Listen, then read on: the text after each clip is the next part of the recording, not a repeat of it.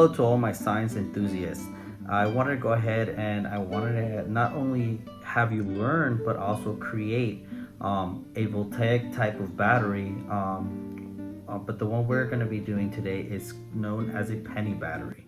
So for this project you're going to need some cardboard, vinegar, a cup, sandpaper, I used 120, some pennies of course, and you're going to want to check that all these pennies are made after 1982. Pennies made after 1982 are mostly zinc and are copper coated. You're also going to need some scissors.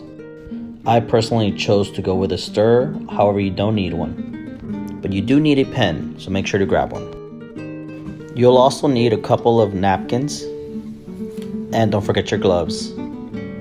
And lastly, you'll need an LED. I have a box, but you don't need all of them. You just need one. Now let's head over to the sink. Now this is an extra step. You don't have to do this, but this is simply for the sake of cleaning the pennies up a little bit. We're going to place our pennies inside the cup, and then we're going to pour vinegar in it. Not too much, it's just a little bit, and then we're going to scrub them a little with baking soda. This should then give you some pretty satisfying results. Next, let's grab a cardboard, a pen, and a penny, and let's go ahead and trace 6 outlines of pennies so we can cut them out. Once finished, this is what it's going to look like. Now let's go ahead and choose out an LED. I'm going to go with blue. If you look closely, there's a longer end and a shorter end. The longer end is our positive side and our negative end is our short side. This matters when connecting to the lights, so pay close attention to that. Let's take our cardboards and dip them in some vinegar. This is going to work as our electrolytes. Being that this is a wet cell battery, as the electrolytes evaporate, you'll start to notice that the battery will lose power over time. Now I'm going to go ahead and create a little box for our battery, but this step is optional. You do not have to do this step. This is only for the sake of helping me hold everything together while filming. All this is a bunch of small pieces of cardboard put together, covered by tape. That's it. This next step is tricky but important. You want to go ahead and grab your sandpaper, and you're going to want to get your penny. We're going to go ahead and sand off the back part of the penny so that way we can go ahead and expose the zinc that's inside the penny.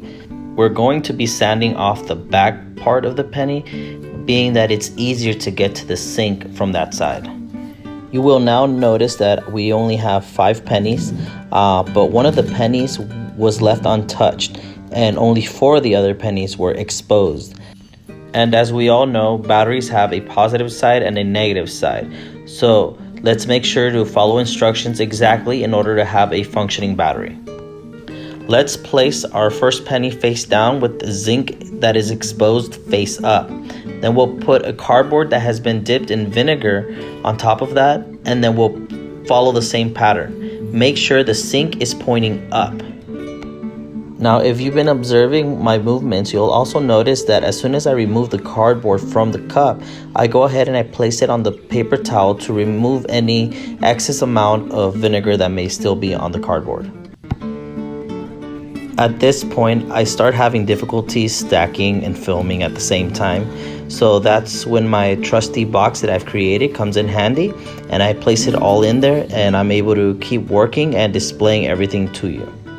After you place the last zinc side up penny, you place some cardboard, and then you place your regular penny, any side, doesn't matter, at the end. Once placed together, you'll see that I start playing with the light, so you can see that it turns on and off and that there is power going, and that's all coming from the battery that we just created. One thing I did forget to mention is that the negative side is on the bottom, so if your LED doesn't turn on the first time, just flip it around. It just might be placed the wrong way. Anyways, thanks for watching, and I hope you enjoyed this little project.